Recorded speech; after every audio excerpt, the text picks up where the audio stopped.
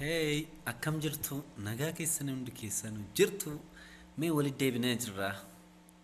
Torbee kana immoo na dawwaltanii maqaan kee eenyu eenyu?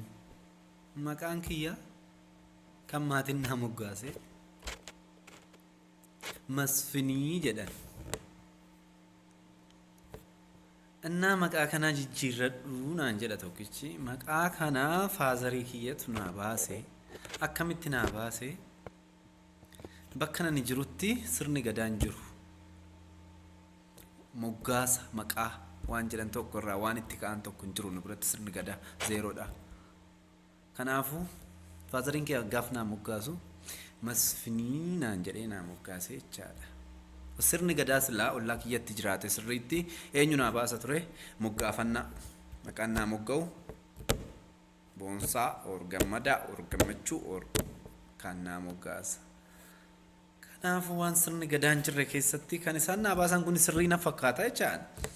Sa'aatii ammaa kana immoo sirni gadaa sirriitti hojjete ta'ee moggaafannaadhaan maqaa kiyyaa barbaadu bilisummaa barbaadu kiyyaa barbaadu sabboonaa barbaadu waan biraatti jijjiirrachuu hin danda'a jechaadha.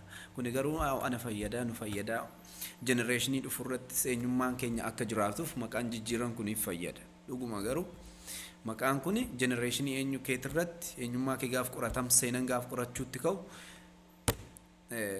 wanta hundaaf diimogiraafiifis ta'e waan hundaaf baay'ee fayyada jecha maqicha jecha. Garuu